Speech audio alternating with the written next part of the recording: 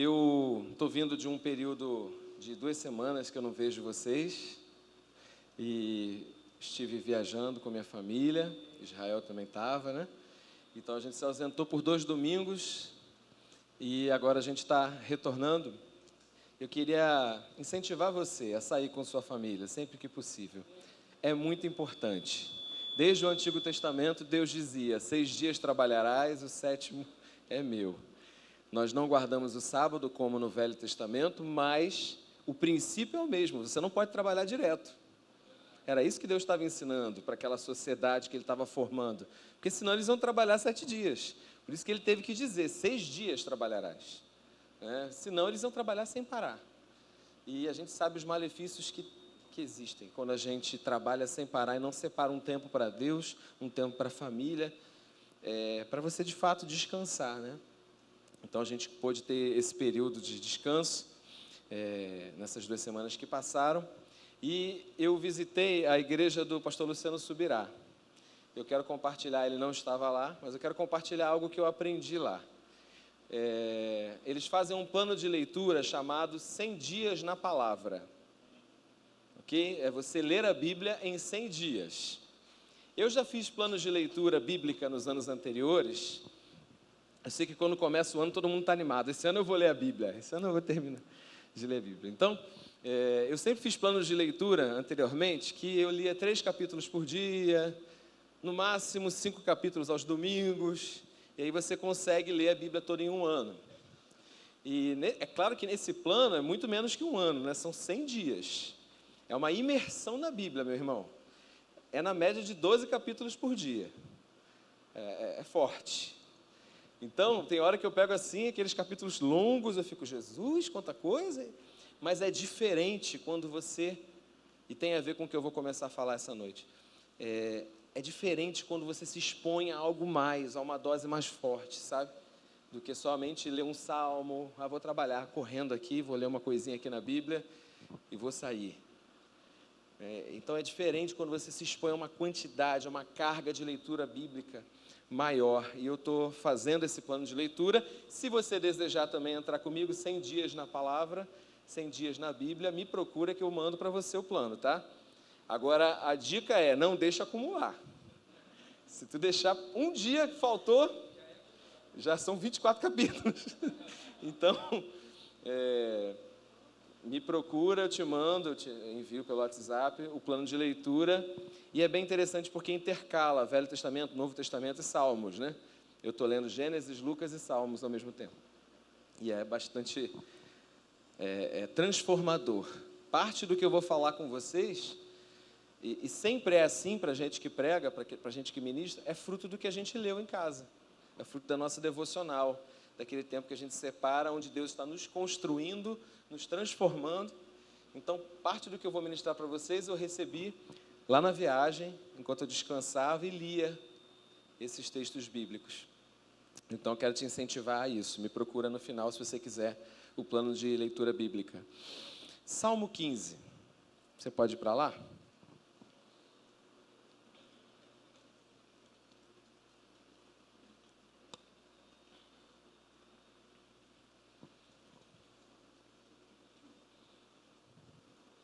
Salmo 15. Salmo 15 tem uma parte parecida com o Salmo 24, mas eu quero especialmente ler o 15 hoje por causa de uma palavra. Ele diz assim: Senhor, quem habitará no teu santuário? Quem poderá morar no teu santo monte? Aquele que é... A minha Bíblia é a sua Bíblia, não sei se tem uma versão diferente, mas a maioria das versões que eu li diz: aquele que é íntegro em sua conduta e pratica o que é justo. E o texto continua dizendo: que de coração fala a verdade e não usa sua língua para difamar, que nenhum mal faz ao seu semelhante e não lança calúnia contra o seu próximo, que rejeita quem merece desprezo, mas honra os que temem o Senhor, que mantém a sua palavra mesmo quando sai prejudicado, que não empresta o seu dinheiro visando lucro, nem aceita suborno contra o inocente. Quem assim procede nunca será abalado. Vamos orar por esse tempo da palavra essa noite? Que as mentes, que os corações estejam conectados ao teu, Pai. Eu te glorifico, Senhor, porque essa noite o Senhor vai fazer uma grande transformação. O Senhor vai lixar a minha vida, o Senhor vai lixar a vida das pessoas aqui nesse lugar. O Senhor vai tirar os cascalhos, as coisas velhas, as coisas antigas, as coisas que nós nos apegamos. Nós vamos entrar mais uma vez num processo de transformação, de crescimento, porque é impossível estar diante de Ti e não ser transformado e não crescer. O Senhor Jesus disse que que os discípulos estavam limpos pela palavra que saía da boca de Jesus. Era algo que saía da sua boca e que entrava pelo ouvido de quem ouvia e limpava. Eu te peço que nessa noite haja uma libertação, onde a luz chega, as trevas saem, onde a água da palavra chega, as estruturas das trevas sejam removidas, em nome de Jesus. Enquanto falarmos a palavra, que ela possa cortar, possa consolar, possa exortar, edificar cada coração que entrou nessa noite aqui, quem sabe pela primeira vez, possa receber o alimento da semana, possa tomar decisões, em nome de Jesus. Amém? O Salmo 15 fala algumas características do que é ser uma pessoa íntegra. Eu fui olhar no dicionário, diz que íntegro é alguém ou algo de conduta reta, pessoa de honra, ética, educada, cuja natureza de ação nos dá uma imagem de inocência, pureza ou castidade. O que é íntegro é justo e perfeito, é puro de alma e é puro de espírito. Hoje em dia ninguém quer sair prejudicado em alguma situação. E o Salmo 15 fala que aquele que é íntegro, ele não se preocupa em sair prejudicado de nenhuma situação. Às vezes as pessoas falam que quem permanece calado num debate, numa briga, é uma pessoa fraca, de personalidade fraca. Olha como é que ele não reage, olha como é que ele tem sangue de barata, olha como é que ele sempre dá a mesma resposta, olha como é que ele não se move.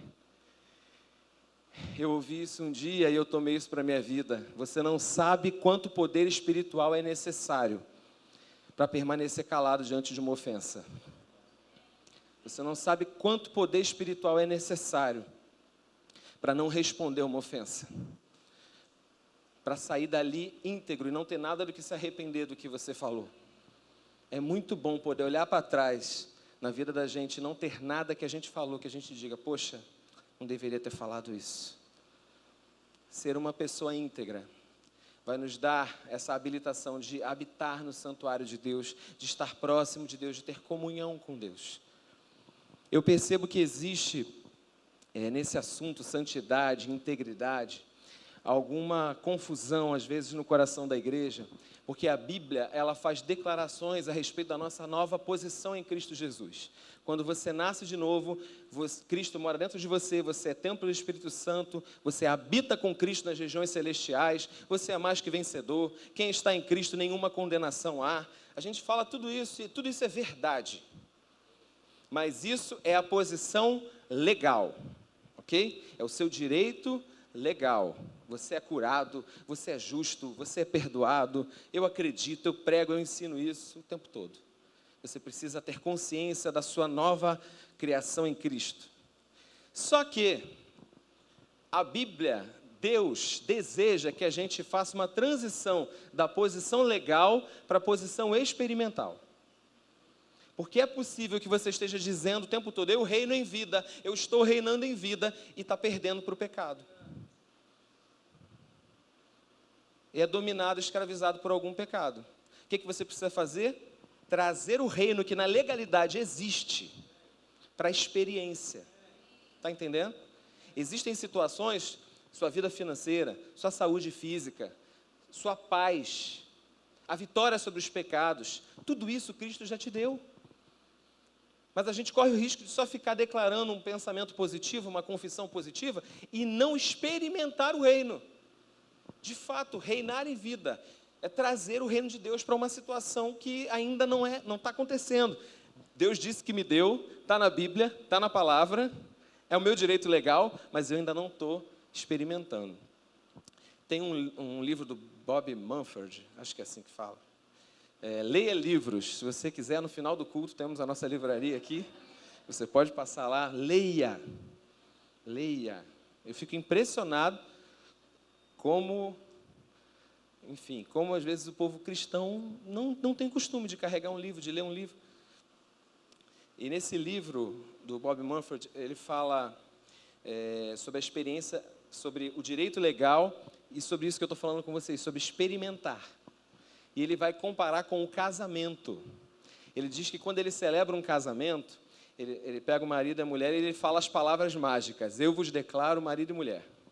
Essas palavras parecem que têm um poder, né? Depois que o celebrante fala isso, elas têm mesmo poder. Eles se tornam marido e mulher. E agora eles são um.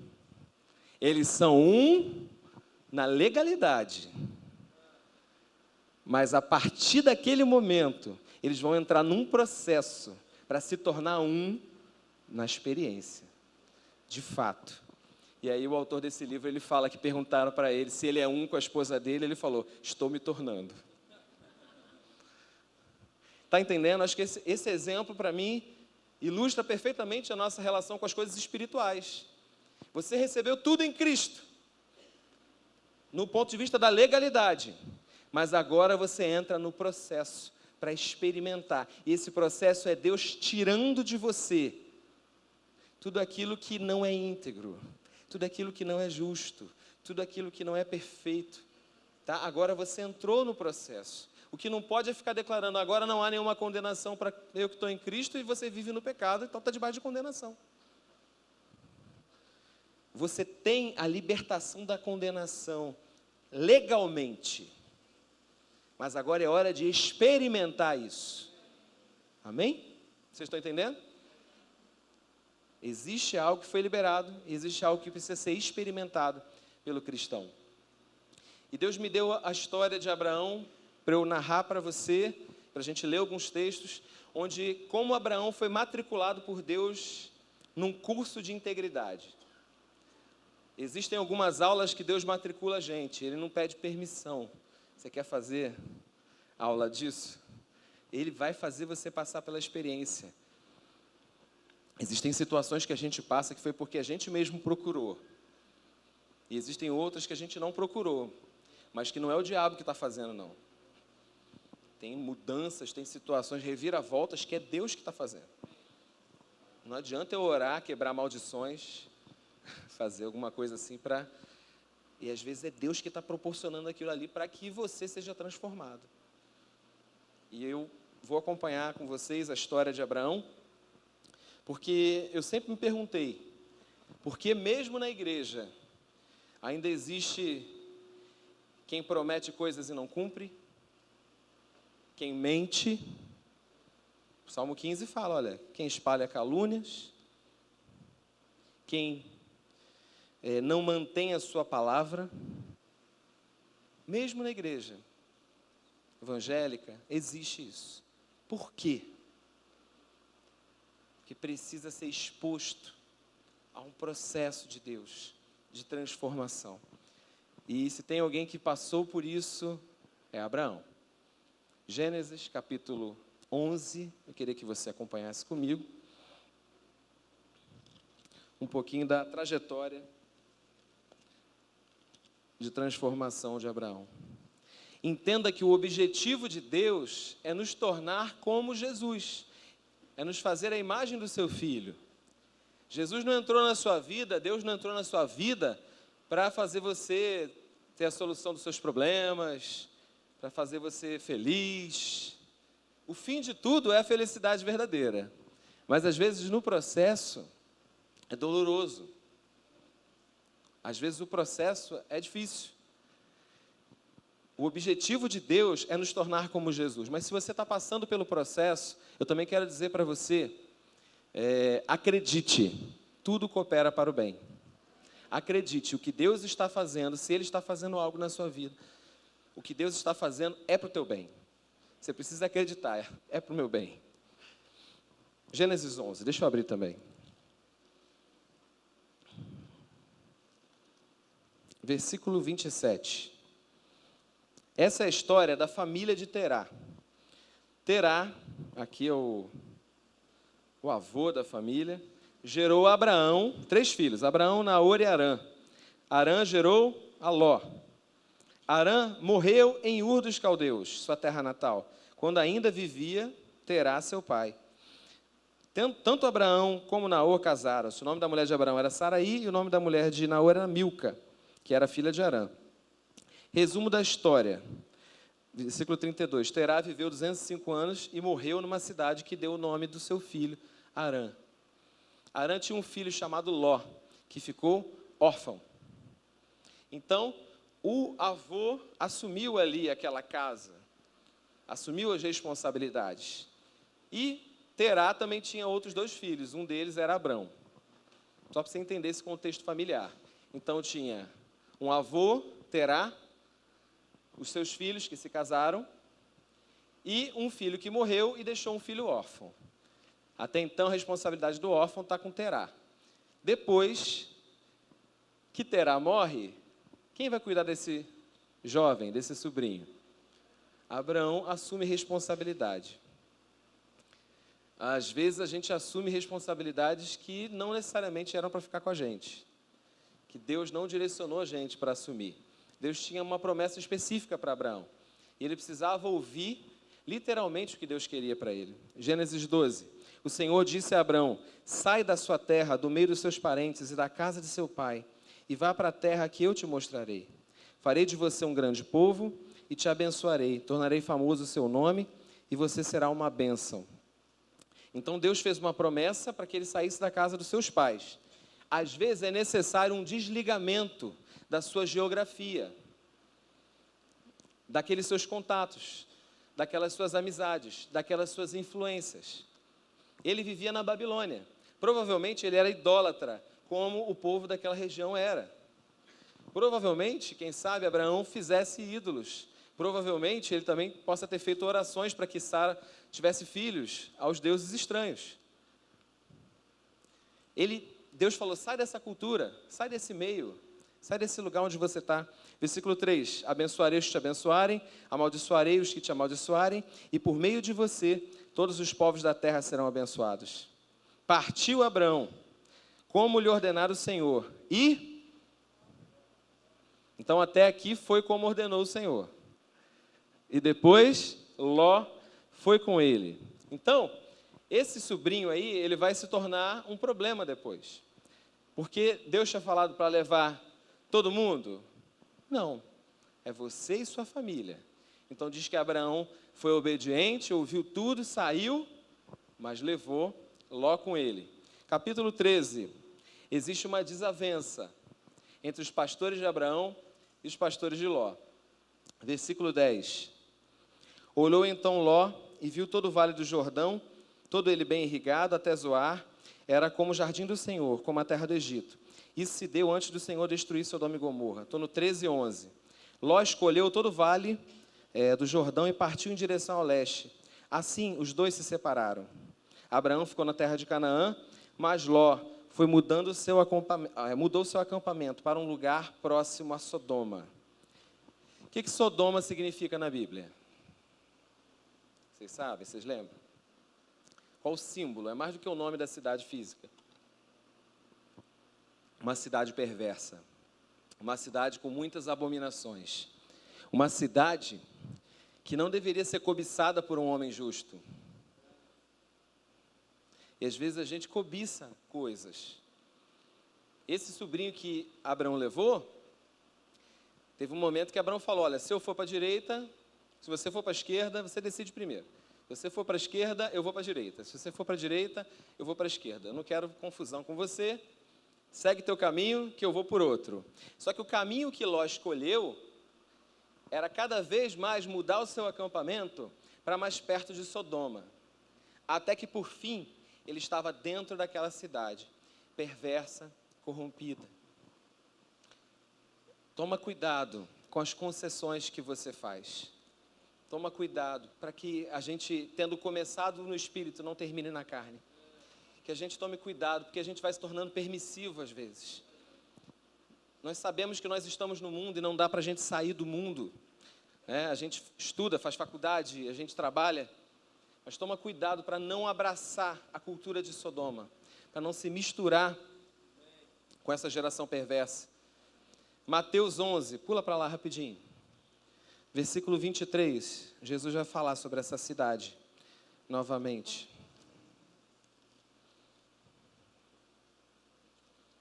No Novo Testamento vai falar.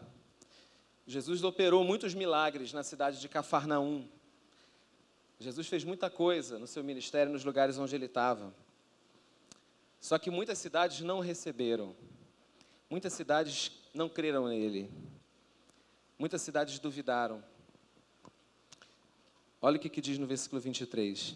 Você, Cafarnaum, será elevado até o céu? Não, você descerá até o Hades.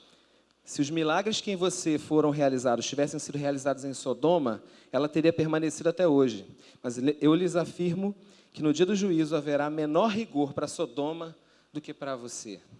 Então aquela cidade, ela foi destruída, Sodoma foi destruída com fogo. Foi uma cidade tão perversa, tão pervertida, que ela foi apagada do mapa. E Jesus vai dizer sobre Cafarnaum, olha, se acontecesse em Sodoma os milagres que aconteceram em Cafarnaum, eles teriam se arrependido. No dia do juízo, haverá menor rigor para Sodoma do que para Cafarnaum. Várias vezes Jesus repete essa palavra, geração perversa, geração perversa. Sabe, o apóstolo Renan de Sá estava falando aqui no louvor, né? Sobre aquela banalização do nome do Senhor, a profanação que fizeram a respeito de Jesus na internet. E veio para mim esse entendimento. Que geração perversa. Haverá menor rigor para Sodoma do que para a geração dos últimos dias, eu não tenho nenhuma dúvida disso. Nós estamos preparando os nossos filhos, gente, para viver no meio da pior geração que a humanidade já teve. Onde a iniquidade se acumula, onde os pecados só pioram. Parece que se banaliza o nome do Senhor. E nós precisamos preparar os nossos filhos para serem luz no meio de uma sociedade cada vez mais corrompida, cada vez mais perdida. Não se apaixone por Sodoma.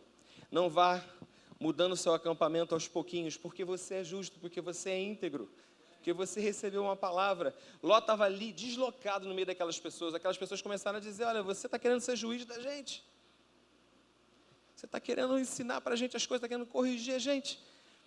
Mas, na verdade, alguma coisa daquele lugar já tinha se infiltrado na família dele. Você vai ver na história que as filhas dele já se corrompem. Os genros dele, quando ele vai alertar, olha, sai da cidade. Os rapazes que ele ia dar de casamento para as filhas. Aqueles rapazes não queriam nada com a justiça, com o que era certo. Então, às vezes, você vai precisar se livrar de Ló. Se livrar dessa mistura, dessa profanação. O primeiro processo de Deus na vida de Abraão foi se livrar de Ló. Porque Deus falou, sai da tua terra, e ele levou Ló com ele. E você pode pensar, mas ele tinha que assumir, porque era sobrinho, não tinha quem cuidasse. Deus vai cuidar. Deus vai se responsabilizar por aquilo que Ele falou para você. Mas assim, não se misture. Obedeça a voz de Deus. Eu não estou falando de pessoas apenas. Estou falando de qualquer mistura, qualquer profanação que possa ter na sua vida. Pare de flertar com Sodoma. A segunda coisa que Abraão precisou se livrar foi da mentira. Abraão tinha um hábito. A gente lê, né? Conforme eu fui lendo, eu fui percebendo que por 2 vezes, uma foi no Egito e depois foi em outra terra, ele mentiu para as autoridades da terra dizendo que Saraí era sua irmã, quando na verdade era sua esposa. E nas 2 situações, teve maldição na terra, maldição com aqueles reis, maldição com aquelas pessoas, por causa da mentira de Abraão. Quando você mente, você prejudica outras pessoas. As pessoas às vezes erram por causa de histórias que a gente oculta. No caso de Abraão, ele contou uma meia-verdade, porque a Saraí era sua meia-irmã. Então ele se aproveitou disso para esconder uma situação e colocar o povo da cidade em pecado, porque tomaram ela como mulher. Então, às vezes, o pecado de um crente coloca outros em situação de pecado. Atitudes que atraem maldição. Abraão primeiro precisou se livrar de Ló. Depois ele precisou se livrar da mentira. Atitudes desobedientes que atraem maldição. Eu ouvi uma vez o pastor Cote falando sobre a maldição. Ele trabalha nessa área de libertação. E ele falou que, às vezes, a gente tem um conceito, a palavra maldição, na nossa língua, tem muito mais a ver com o pensamento, às vezes, do hinduísmo, do que com o pensamento da cultura bíblica. Porque as pessoas acham assim, que ter uma maldição sobre a vida é alguma coisa dos antepassados e tal. E, biblicamente falando, Deuteronômio 28, quem obedece os mandamentos tem bênção. Quem desobedece tem maldição. Então, a maldição é o descumprimento, é a desobediência ao preceito. Quando Deus institui preceitos, mandamentos, instruções, e nós somos desobedientes, maldição entra. E aí a pessoa fala assim, faz uma oração de quebra de maldições. Eu não posso quebrar uma coisa que é um processo que você entrou. Não adianta 50 mil mãos na sua cabeça para orar se você permanecer no pecado, desobedecendo a palavra. Vai ficar com a marca da mão assim na cabeça, os 5 dedinhos. Orando, orando, orando. Não adianta oração se você não obedecer princípio. Não adianta. A maldição é o descumprimento. Então o Cote fala isso. A maldição é o descumprimento da palavra. Aí pega o texto bíblico, Gálatas, né? Cristo nos resgatou da maldição da lei, fazendo-se Ele próprio maldição em nosso lugar. Verdade. Mas entenda, o homem na lei não tinha como, no Velho Testamento, não tinha como ele obedecer os mandamentos. Os mandamentos foram dados, mas porque o homem era pecador, ele não tinha como obedecer. Tudo que ele fazia era pecar. Era impossível alguém ser justificado pela lei. Paulo fala isso. Então, era impossível ao homem pecador cumprir os mandamentos. Então, a lei que era boa se tornou maldição. Porque eles já estavam debaixo de maldição, porque eles não conseguiam cumprir. Quando Paulo vai dizer Cristo nos resgatou da maldição da lei, ele não está dizendo, olha, você pode fazer o que quiser agora, que você está livre de maldição. Não, ele está dizendo, olha, Cristo nos deu a possibilidade de não pecar. Ele nos deu a possibilidade de cumprir. Ele nos deu a possibilidade de obedecer. Porque essa possibilidade a gente não tinha, a gente só sabia fazer o que era errado. Em Cristo, você tem a possibilidade de não pecar. Cristo nos resgatou da maldição da lei. Isso não significa que só vai ter bênçãos. Se você for desobediente, você vai estar debaixo de maldição. Mesmo tendo Cristo conquistado tudo que conquistou. Você está entendendo? Cristo conquistou o direito, a permissão, a liberdade. Ele te transformou por dentro. Você não é mais um homem pecador. Agora você pode obedecer o mandamento. Você pode cumprir o que a palavra diz. Não existe nada na palavra que você não possa viver. Sair do campo da legalidade para viver, para entrar no campo da experiência. Então Abraão precisou se livrar da mentira, que por 2 vezes ele praticou. E ele viu as consequências que aconteceram nas 2 cidades por onde ele passou. Terceiro curso que Deus matriculou. Se livra de Ló, se livra desse mau hábito aí, dessa mentira que você pratica. Se livra de Ismael. Porque ele foi para o Egito, mentiu para o faraó e voltou com uma escrava egípcia. No meio da história, como demorava para ter filho, a mulher deu uma ideia. Olha, para a promessa se cumprir mais rápido, vamos dar um jeitinho. Para você experimentar as promessas, vamos dar o nosso jeito, a força do nosso braço, a solução que a gente pode dar. As pessoas gostam de falar, eu tenho que resolver, eu tenho que fazer alguma coisa. Se Deus não falou, não faz nada. Amém? Se Deus não falou, não faça nada. Você vai criar Ismael.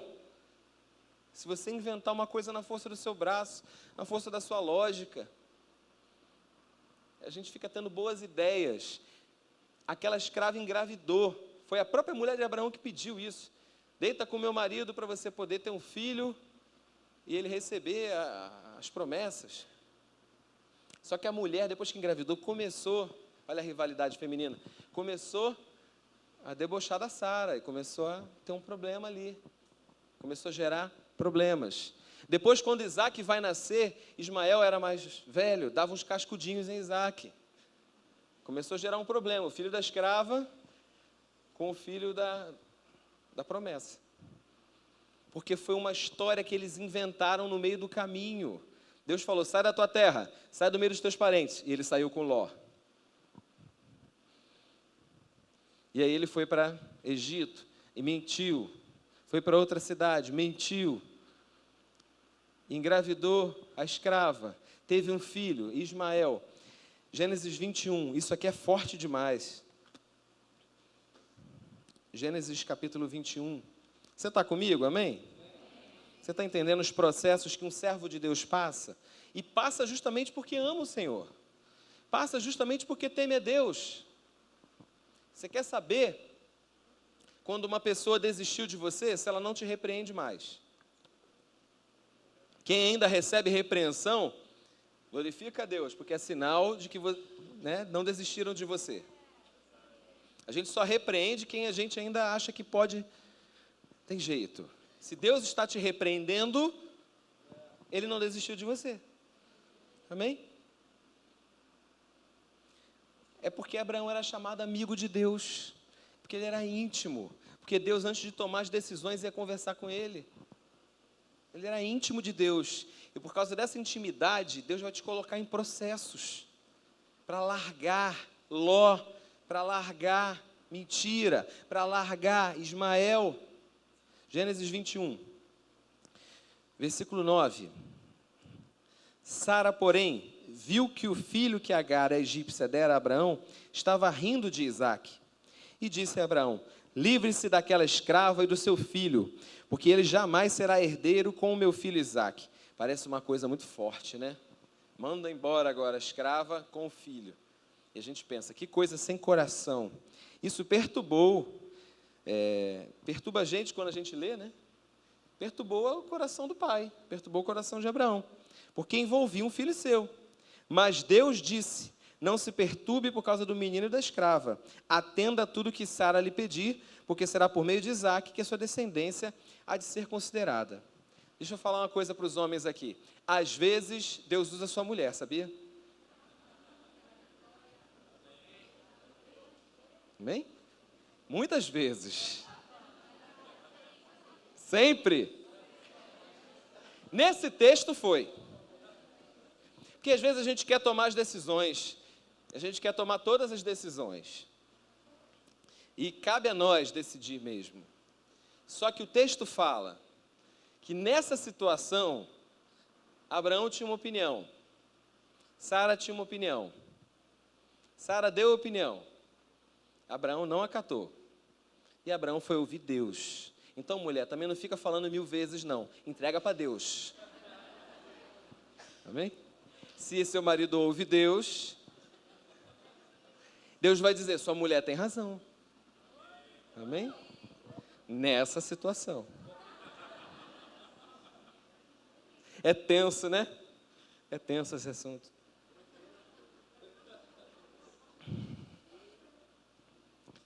Mas isso me ensina a humildade de Abraão de ouvir Deus e de reconhecer que o que ele tinha pensado estava errado.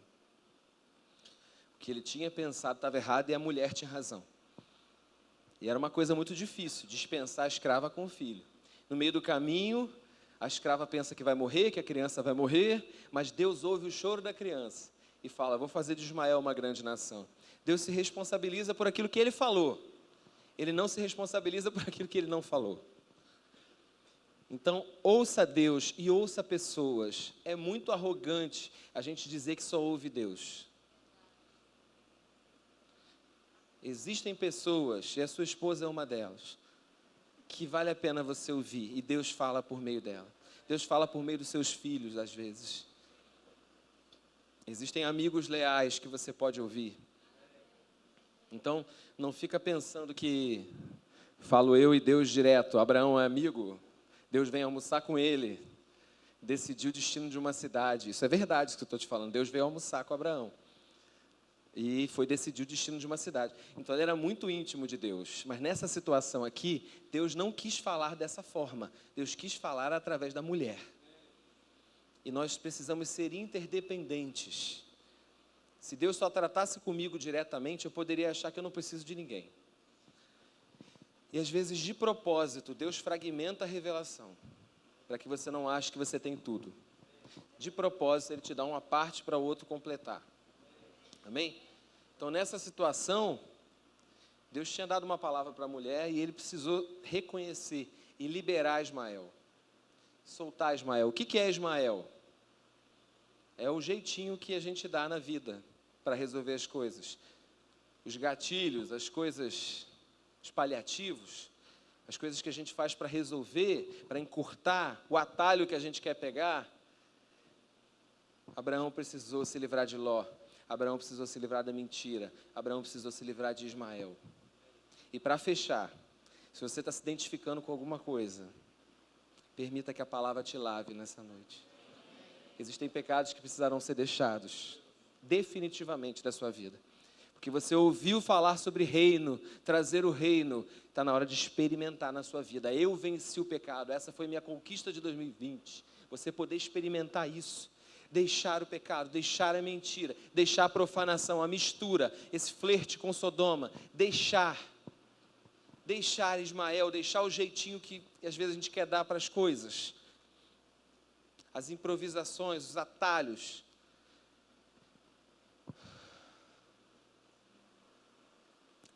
A última coisa que Abraão precisou deixar, e aí eu quero falar, eu creio que isso toca a todos aqui. Existem coisas que não são pecado, que são coisas boas, mas que a gente precisa deixar. Abraão precisou sacrificar o lugar que Isaac tinha na sua vida. Não é problema ter Isaac. Isaac, vocês sabem que é o filho que ele esperou por 25 anos. Então, às vezes, você está esperando uma coisa por muito tempo. E não é nenhum problema você ter essa coisa. O problema é quando ela toma o lugar de Deus na sua vida. O problema é quando Deus te dá uma outra direção e você não consegue sacrificar aquilo. Sabe? Abraão precisou sacrificar o lugar que Isaac tinha na vida dele. Abre comigo. Gênesis 12, versículo 7.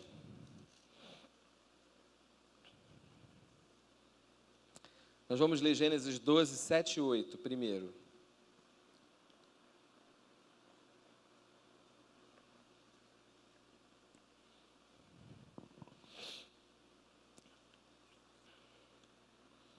Diz que o Senhor apareceu a Abrão e disse: a sua descendência darei essa terra. Abraão construiu ali um altar dedicado ao Senhor, que lhe havia aparecido. Dali prosseguiu em direção às colinas a leste de Betel, onde armou o acampamento, tendo Betel a oeste e Ai a leste. Construiu também ali um altar dedicado ao Senhor e invocou o nome do Senhor. Então Abraão ia para uma cidade e construía um altar. Naquele lugar onde ele chegava, ele invocava o nome do Senhor. Aí ele ia para outra cidade, construía um altar. Porque Deus aparecia para ele, então ele fazia um memorial daquilo através de um altar.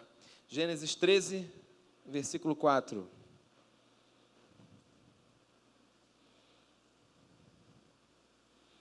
Diz que Abraão voltou onde pela primeira vez tinha construído um altar.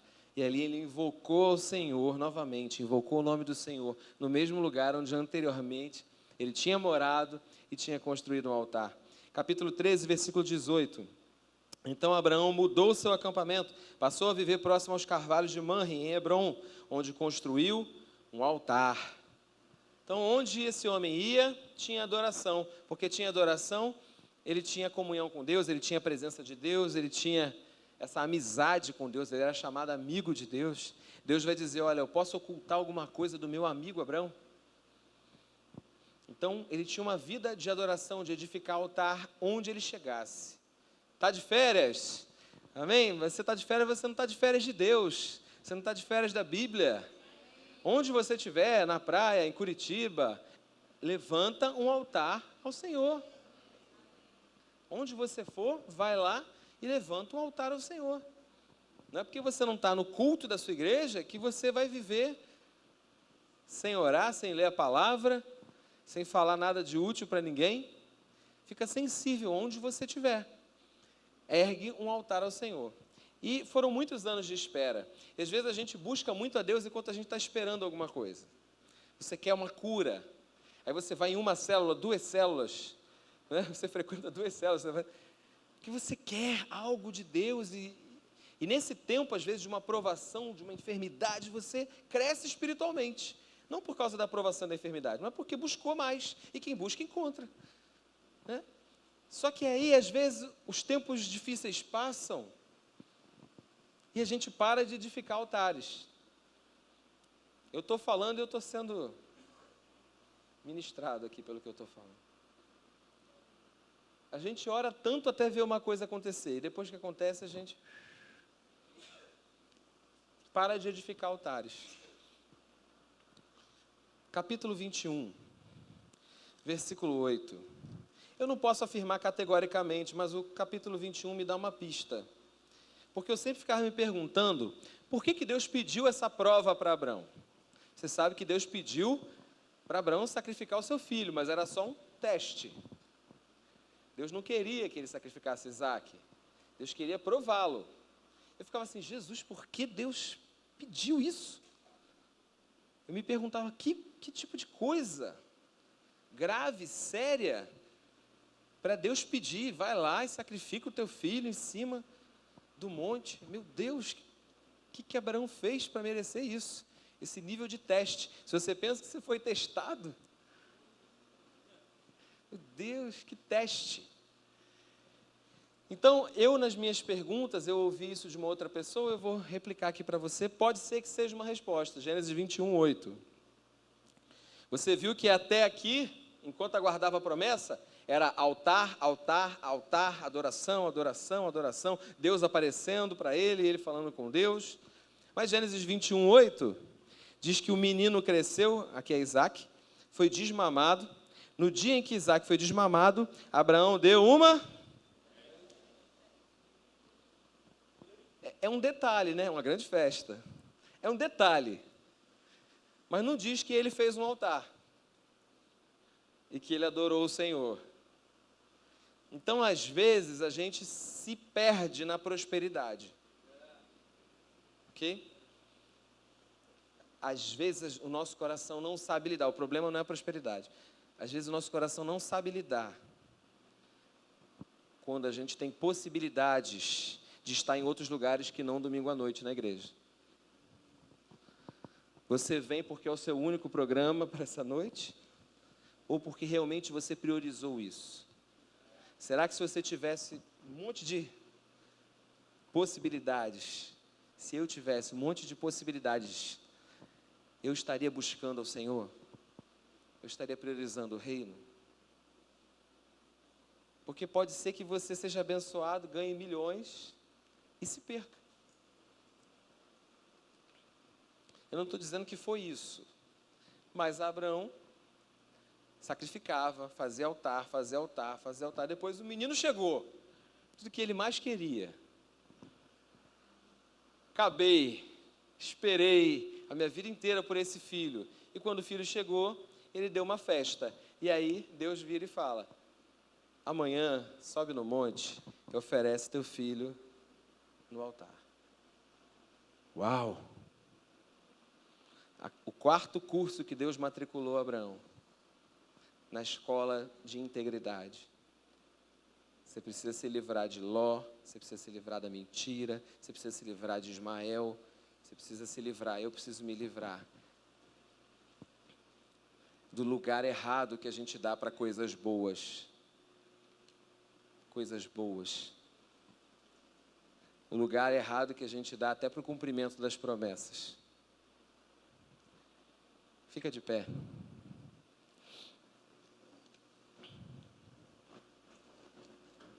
Amém?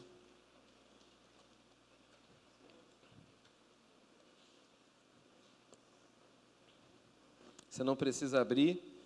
Queria que você fechasse seus olhos, eu vou fazer uma leitura. Permita que a palavra limpe você. Amém? Salmo 19, versículo 12. Ouça. O salmista diz assim, quem pode discernir os próprios erros? absolve-me dos que desconheço.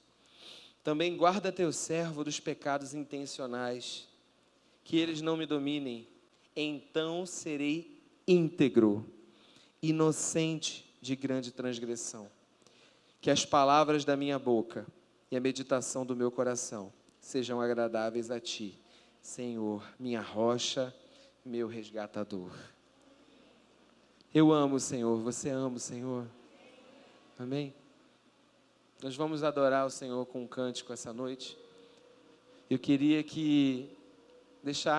é um apelo para toda a igreja, mas se você desejar fazer isso aqui na frente, eu quero deixar aberto. Você quer se matricular no processo de Deus, amém? Deixar pecados, deixar até coisas boas que Ele pediu para você. Deixa ló, deixar mistura, deixar atalhos que você entrou. Eu quero deixar livre aqui na plataforma quem quiser chegar, mas mesmo quem não vier, faça a sua oração agora diante do Senhor. Eu deixo aqui, Pai, diante do Senhor, o meu melhor, porque eu quero que a minha vida seja agradável ao Senhor.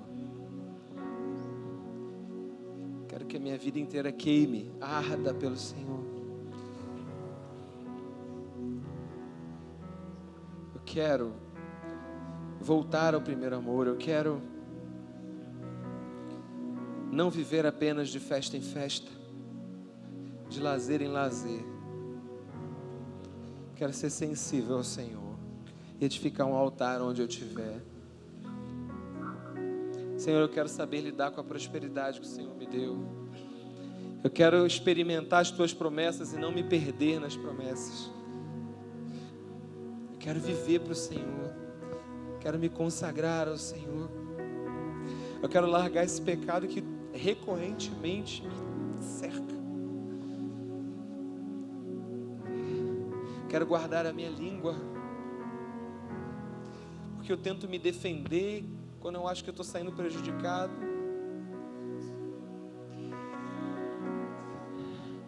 Caso você esteja passando por um processo muito difícil, onde você sente que a sua vida está sendo revirada,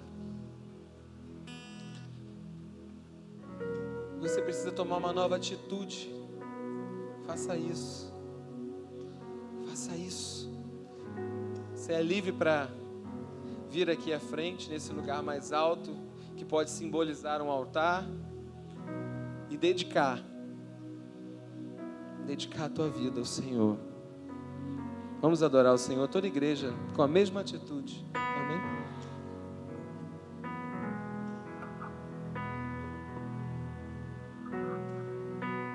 A ti eu vou clamar, pois tudo vem de ti e tudo está em ti. Por ti vou caminhar,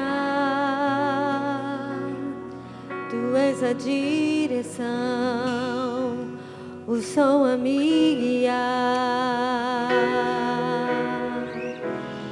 Tudo pode passar, teu amor jamais me deixará. Sempre há de existir um novo amanhã preparado para mim.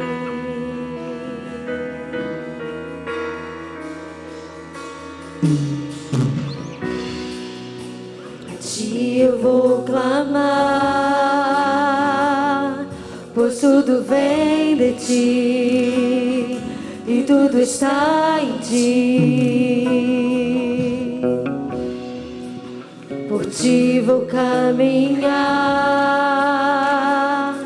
tu és a direção, o sol a me guiar. Tudo pode passar,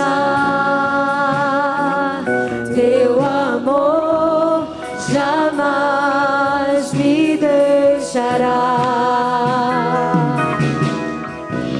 Sempre há de existir um novo amanhã preparado pra mim, preparado pra mim, preparado pra mim.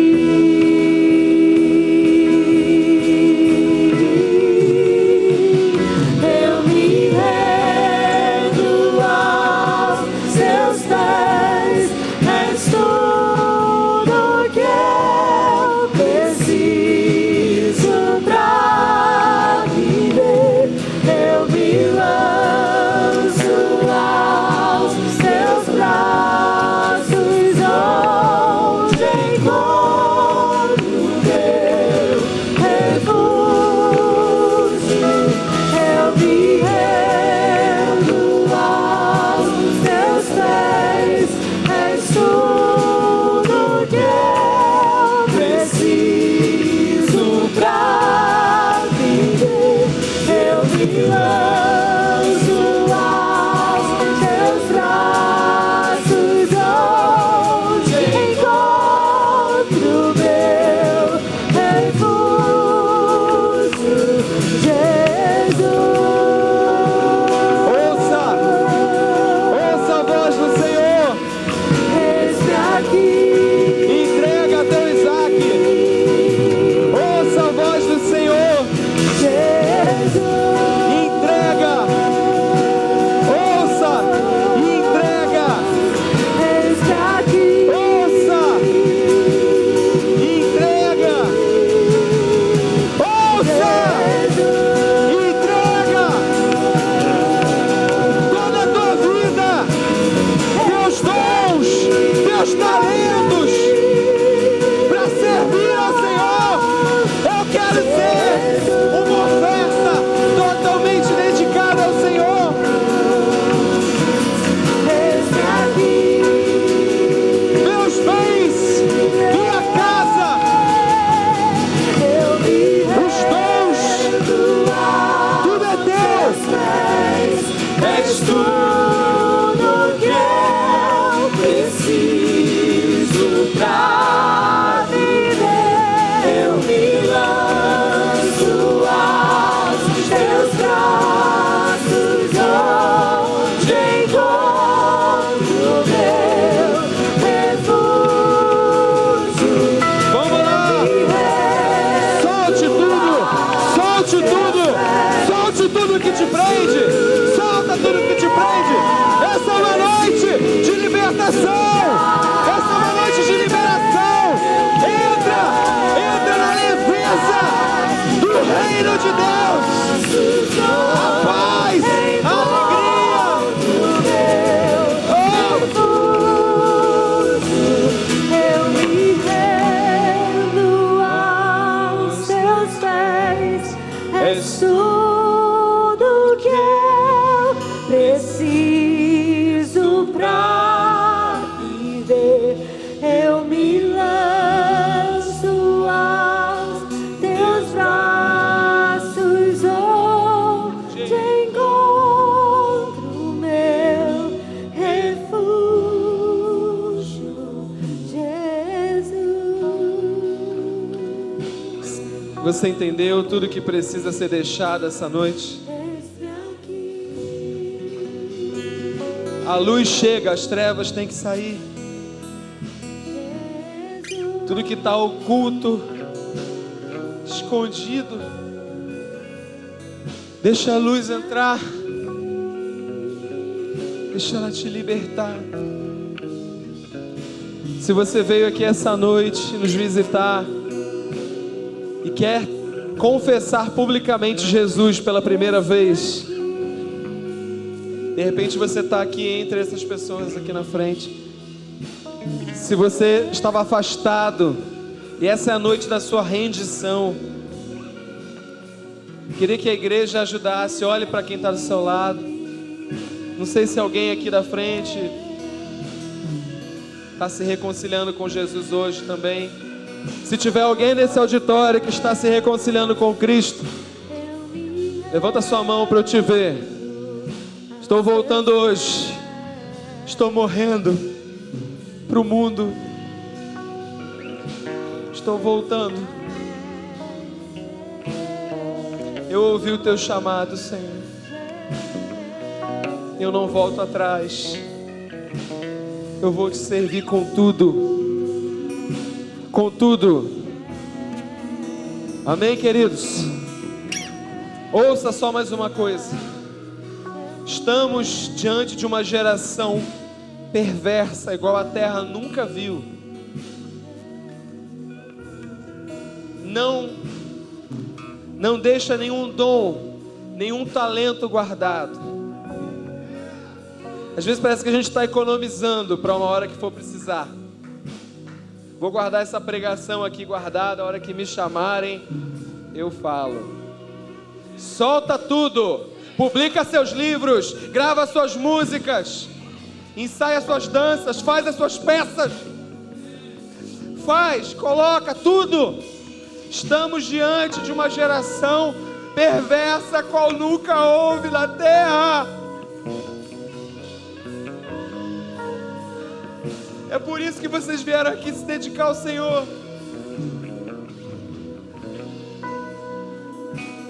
Porque a gente quer dar tudo para Ele. Tudo para Ele. Amém? Mila?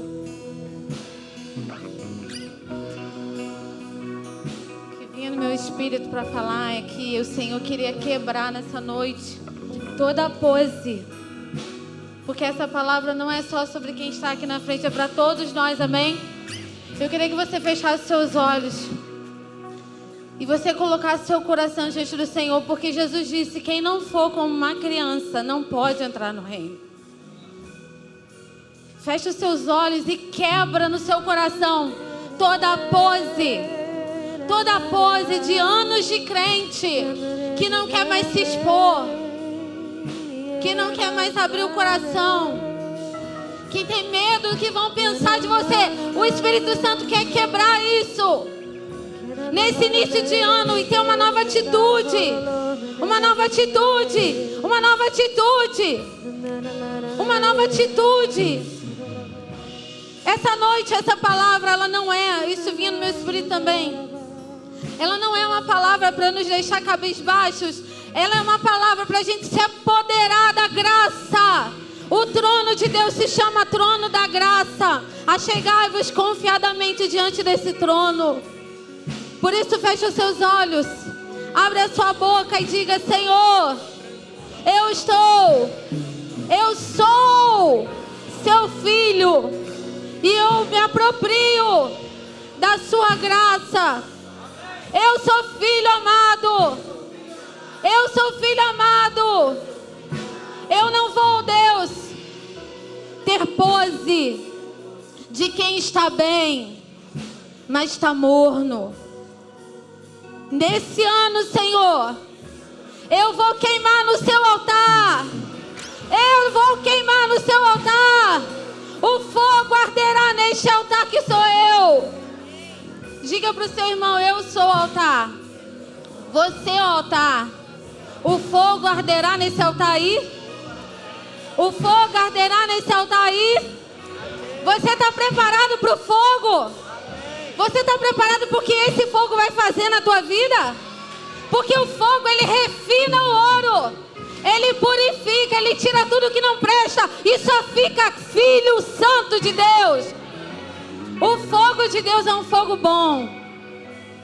O fogo arderá no altar nessa noite, nesse ano, em nome de Jesus. Eu declaro em nome de Jesus que todos que creram, confessaram, entenderam a mensagem essa noite, estão livres e perdoados em nome de Jesus. Cristo nos resgatou de fato da maldição da lei, fazendo-se Ele mesmo maldição em nosso lugar. Portanto, agora não há nenhuma condenação para os que estão em Cristo Jesus. Amém? Entra na liberdade do teu Senhor, que uma poderosa sensação de alegria e liberdade do Espírito Santo se apodere de você. Que você tenha uma semana cheia do Espírito de Deus, uma semana carregada da unção do Senhor. Vá na paz de Cristo Jesus. E vamos terminar esse culto celebrando o perdão, celebrando a cura, a realidade, a experiência no reino de Deus. Experimente o